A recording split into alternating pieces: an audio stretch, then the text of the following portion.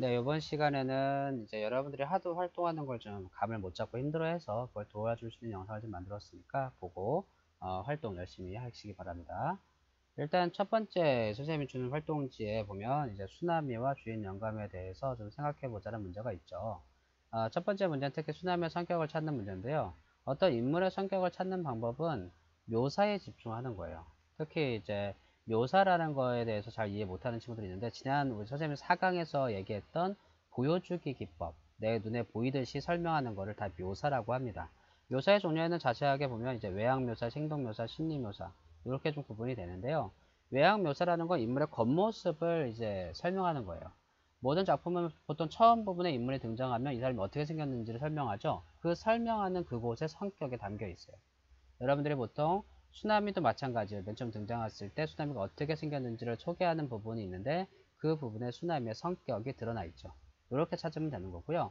두 번째는 행동 묘사인데 행동을 묘사하는 거예요. 이 사람이 어떤 상황에서 어떻게 행동하는가 그걸 통해서 우리는 어느 정도 그 사람의 성격을 좀 짐작해 볼 수 있어요.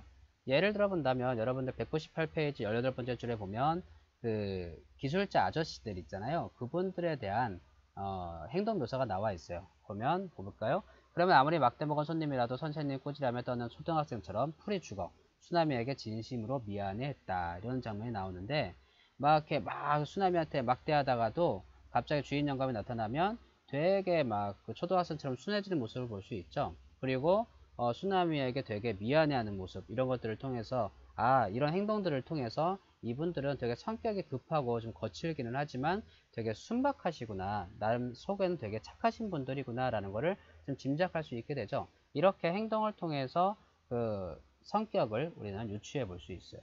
세 번째는 이제 심리묘사인데 어떤 행동에 대해서 어떤 상황에서 어떻게 생각하는가 그 생각을 설명하는 걸 심리묘사라고 해요.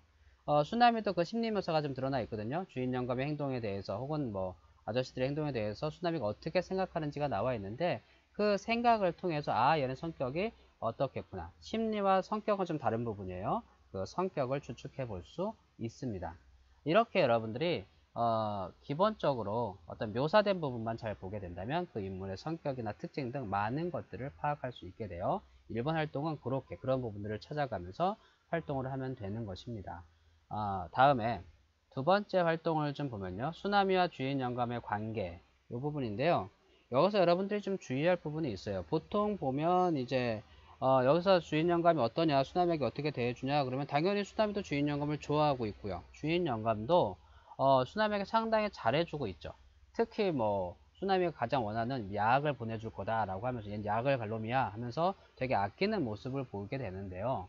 우리가 주목해야 될 부분은 그렇게 아끼는 행동을 주목하는 것이 아니라 과연 왜 그런 행동을 하는가?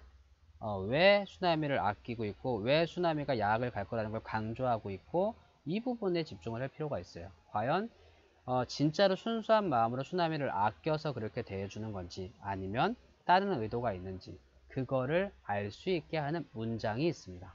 그 문장이 한 두 개 정도 있는데 많지 않죠. 뒤에는 좀 많이 나오는데 우리가 읽었던 부분에서는 한 두 가지 정도 나와요. 그거를 찾아보는 게 이 문제의 핵심이라고 볼 수 있어요.